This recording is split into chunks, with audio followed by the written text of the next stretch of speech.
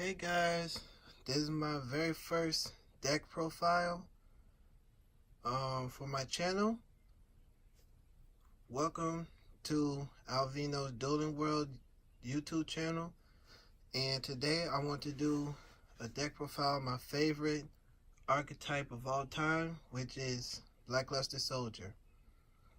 Now I will be doing an updated Chaos Max deck profile for 2019, and I will ask you guys if you want me to upload it. So if you do, comment below and let me get 50 likes and I'll upload it for you as soon as I can. So with this deck, I kind of made it into an image of my own. I know there's some cards in there that it'll get you mind-boggling, be like, oh Alvin, why'd you put that in there? It's not gonna go right with the deck. But for me, it works the way I want it to work. So without further ado, let's dive in. Starting off with the main deck, of course, we're gonna have 3 Blackluster Soldier, Super Soldier Ritual Monster. I like him because when he attacks an opponent, destroys an opponent's monsters by battle, he can also inflict damage based on the number of attack points that the destroyed monster is in the graveyard. So if I attack a monster that's 2,500 attack points, not only will my opponent gets battle damage, but he also get damage subtracted from his life points equal to the 2,500 attack points of his monster that I destroyed. Next, I play 1 original Blackluster Soldier. With the 2 Chaos Knights, I can make him into an effect ritual monster. I can do the same for Super Soldier as well. Oh, fun fact, I do not have any Gaia cards in this deck. So Arisen Gaia, Charging Gaia, they're not in this deck. Megan is trying to make this more ritual and chaos based for Blackluster Soldier. It's himself. Moving on, I do have 1 more ritual monster, and that is 1 Blue Eyes Chaos Max Dragon. Now I have him in there as like a ritual material, but at the same time, if I want to beat my opponent or have my opponent have trouble to get over a 4,000 beat stick that can't be targeted or destroyed, I will have him in there, and that could give me some more time to come up with new plans on my own. And yeah, that's pretty much it. So outside of rituals, I play 3 Blackluster Soldier Envoy at the beginning. He was so bad back then, and relatively he is good now. Last year he did top of YCS in Europe, I believe, with the Burning Abyss deck, and seeing him does that make me feel like he's coming back a little bit more. Not as much as he did back in the Chaos format, but he's coming too. So having 3 of him in there will be good for me. And for my last level 8 monster, I have, just coming off the ban list, Chaos Emperor Dragon Envoy of the End. Now, I know some people say that he's not broken anymore, he's nerfed, he's trash or whatever. But with how dueling is nowadays, especially with end of match procedures, having him out there after your opponent uses their hand traps, all the hand traps that they have, having him out there and basically burn your opponent's life points down just in time for main phase 1 and the match procedures, it could come in handy. He's not as broken as he was before, but to me, he's still pretty good. I mean, I don't I don't see anything wrong with him for right now. Now, for me, I run 2 beginning nights and 2 evening twilight nights. I mean, I could put them both at 3, but I think with 2 is good enough with the ratio of dark, light and dark in my deck. So with beginning night, he has the effects of Envoy the Beginning, which is to attack 2 times. For after he attacks a monster, he gets to attack again, and or banish a card, monster card from the field. Evening Twilight Night got the Envoy the Evening Twilight's effect, which is to banish a card from the field or randomly banish a card from your opponent's hands until the end phase of their next turn. And if these 2 get banished from the graveyard, I can add any ritual spell or any ritual monster. So it doesn't specifically list, Blackluster Soldier. So I could add either Blackluster Soldier, Super Soldier, or Chaos Max Dragon. It doesn't restrictedly say which Blackluster Soldier ritual. So playing 2 of these will be good for me. On to more ritualized based, I play 3 Monjus of the 10,000 Hands, 2 Incantation Pencil Plumes, and 1 Incantation Bookstone. Now, with this ratio, only because I don't have Talismandra and Candles, let alone have enough to put into this deck, but with how my deck is made, I don't really need Candle or Talismandra that much, simply because I have plenty of rituals that I can dish out into the graveyard, and if I have an extra ritual in my hand and a ritual spell and or monster, I could just either get Pencil Plume or Bookstone and just fish one of the ritual monsters or ritual spells out the graveyard, because that's what they do. They search each other out, and you can add a ritual monster or a ritual spell from the graveyard. That's it for the ritual base. For hand traps, I have 2 DD Crows and 1 Ghost Ogre Snow Rabbit. So I have those because, one, when I went against a Burning Abyss player, he will always bring his monsters back from the grave. So when it's my turn, I could DD Crow 2 of his monsters to go out of play unless he have an answer for them.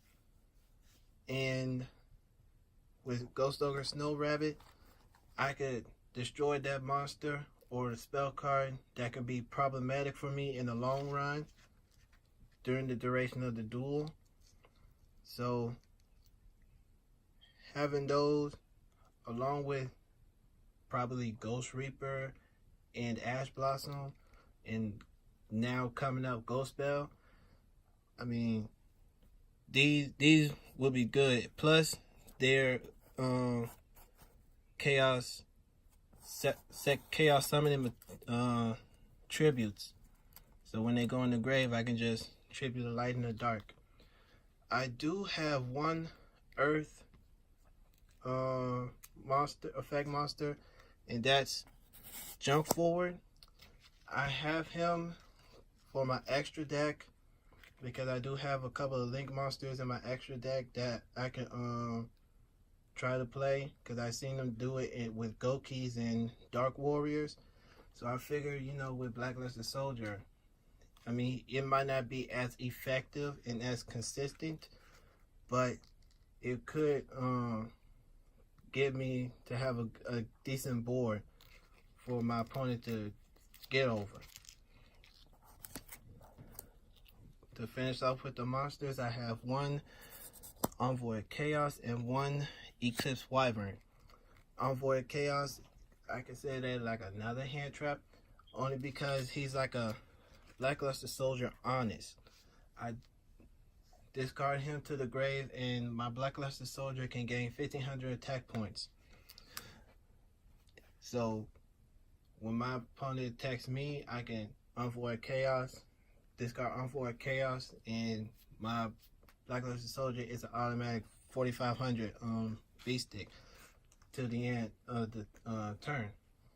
And for Eclipse Wyvern, I dip him to the graveyard to get my Chaos Emperor Dragon or Chaos Max Dragon banished. And when I banish him from the graveyard, I can add one of those two back to my hand.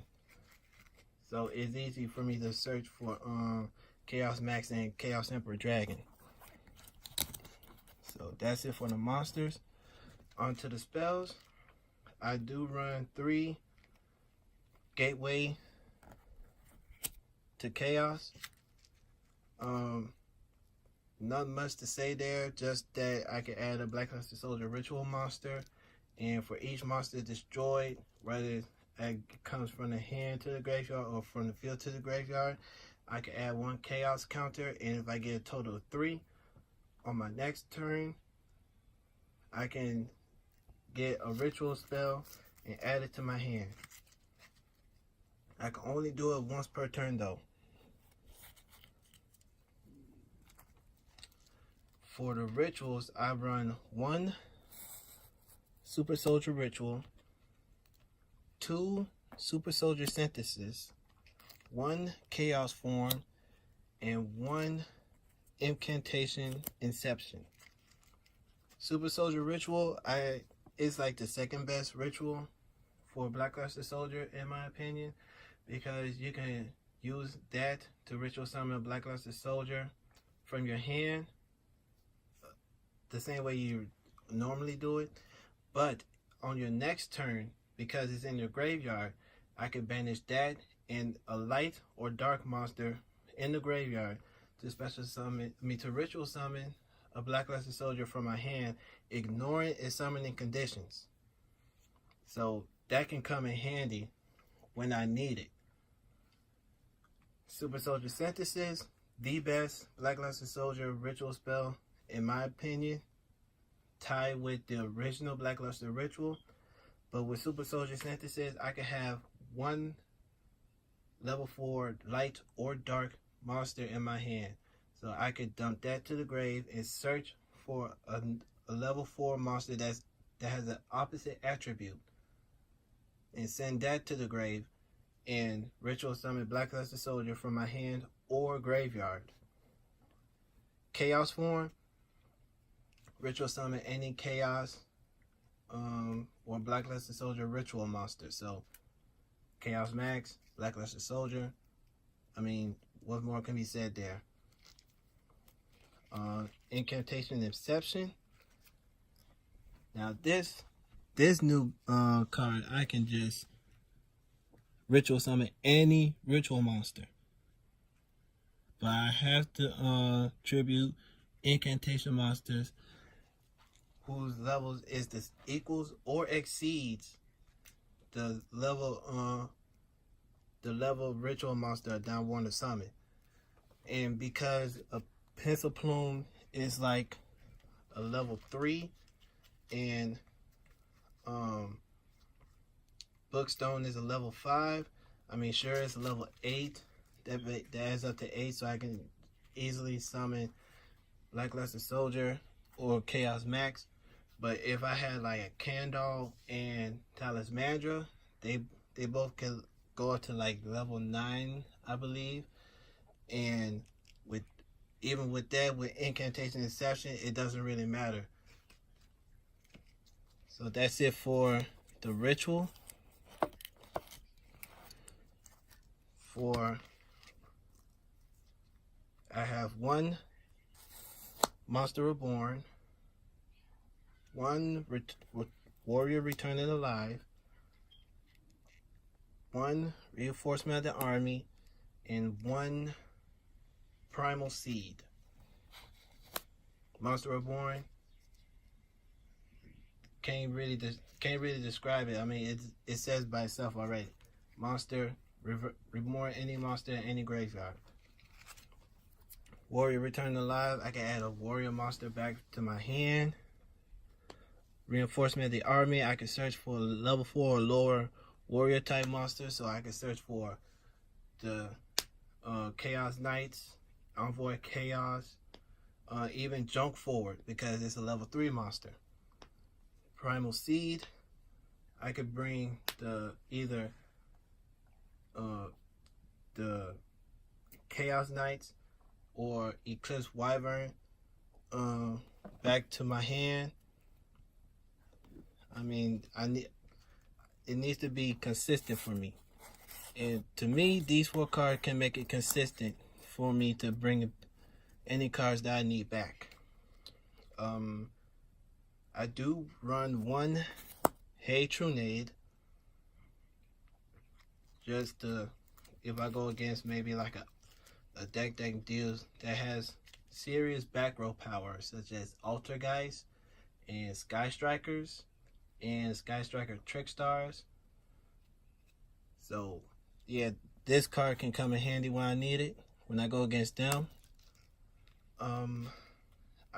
For my last spells, I do run 4 equip cards. So for Fullmetal Contract,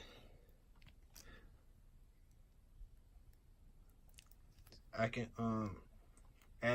equip it to a ritual monster, and when the ritual monster is destroyed, I have to banish it. 2 Solitary Sword of Poison. Now this card is kind of good because you basically you're gonna have a field where a time where you only have just one monster, and one monster is all that I need if I want to probably want to OTK somebody. So if I have like a Blackluster Soldier and I equip the Solitary Sword of Poison to it, when it battles a monster, its attack points doubles. But the only downside is if I have a Blackluster Soldier and say another monster on the field with it, Solitary Sword of Poison has to be destroyed. And of course, Divine Sword Phoenix Blade. I mean, if y'all don't know by now, I have those in there for my extra deck because of a combo that I want to use. So there's that, and I just want to boost my monsters up so my opponents can be able to have a hard time trying to get over. I do run some traps.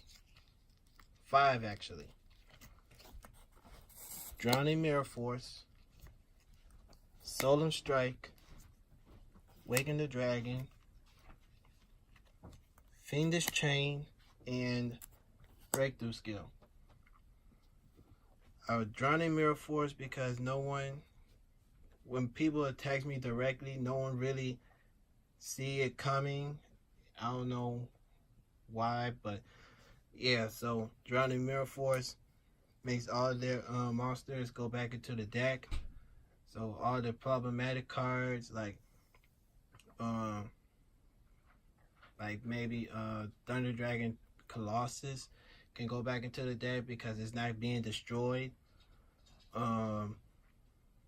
Borreload, Burrow Sword, Solemn Strike negates the summoning or activation of a card just by paying 1,500 life points. Waken the Dragon, because when I go against decks that gets rid of back row, I want to have that set so I can go into my extra deck and summon any monster that I need that can get me in the best winning condition. Phoenix Chain keeps Phoenix Chain and Breakthrough Skill keeps target one of your opponent's monsters. Their effects are negated, and Breakthrough Skill, even though it's once per turn, I can use it again while it's in the graveyard, except on the turn that it was sent there. So that's it for my main deck. Onto my extra deck. I don't have any synchro monsters because I don't have any monsters that's tuner wise. Even though I do have Waking the Dragon, I don't think a synchro monster would do it. So I have one Zababa General because I can equip a warrior type monster from the hand to the card, and it gains attack points equal to the combined attack points of the monsters equipped to him. So it's not a level, doesn't say which specifically list a warrior type monster like a level 4 or lower, so I could add like a soldier to it. Number 68, just to punish the my opponent for having so many cards in the graveyard and sending cards of mine to the graveyard. Number 38, Hope Harbinger, negates spell cards and add it to it as material, to his own material. And that's about it for Xyz. For links, I have 2 Underclock Takers. A monster it points to: Black Legend Soldier, Chaos Max, Chaos Emperor Dragon, really, if I don't want to use this effect. Target one monster on my opponent's side of the field, make that monster's attack points go lower, and add it to my monster that Underclock Taker points to. Enough said right there. Now I have Junk Forward and the 4 equips because of I sold, because I want to, like I said, I saw them do it with Dark Warriors and Goki monsters, Goki decks, and that card is amazing. And with Phoenix Blade bringing it back to my hand, and then equip it with a monster that I want to equip it to, that's good right all by itself. I mean, Gunblar banned, so you can't really ISO it into Summon Sorcery, then link into Gunblar, but to me it doesn't really matter. So I do have Summon Sorceress. I mean, that's the reason why Needle Fiber isn't in the TCG yet, because of Summon Sorceress. I mean, come on now. It builds boards. Like, what can they do? The only way I could see Konami bringing Needle Fiber into the TCG is if they ban Summon Sorceress, because both of them together, that's crazy. And people wonder why Needle Fiber isn't even in the TCG yet as Summon Sorceress. She'll tell you. Now, I do have one generic Link monster, and it has no effects, but only because I want to put it in there, and that's Gaia Saber, the Lightning Shadow. I mean, that's all I need. I mean, that's all I want in there, probably to link it up into another monster, maybe. And next I have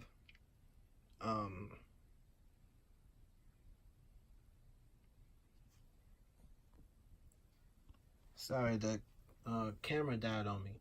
But what I was saying was I do have one more one more link monster, and that's Arcana Extra Joker. Now with him, only use him for his first effect, which is that when a spell or trap is activated or a monster effect is activated that targets a face-up card on the field that he points to, I can declare that type and negate the activation. Now, his second effect, I don't have a normal monster in my deck as of right now, but like I said, I only have him in the deck because of his first effect, to negate activations of a spell, trap, or a monster. So that's it for the deck profile.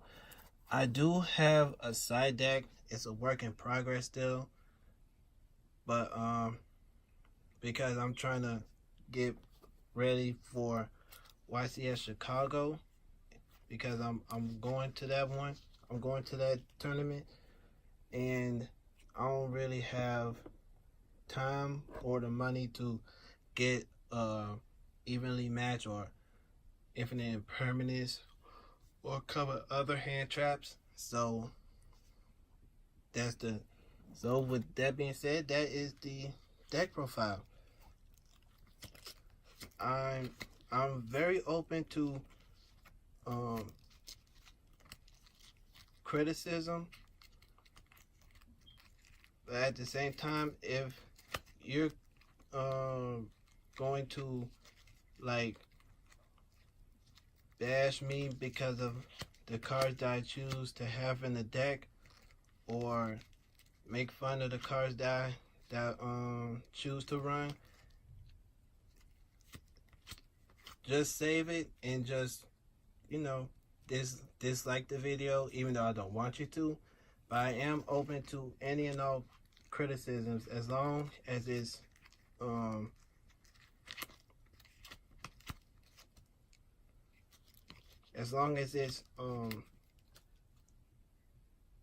critical criticism, So thank you for enjoying my video. Please give it a like if you do. Give it a thumbs up. Subscribe. And I'll catch you next time. So with that being said, good night. Thanks for watching. Enjoy the rest of your day, duelists.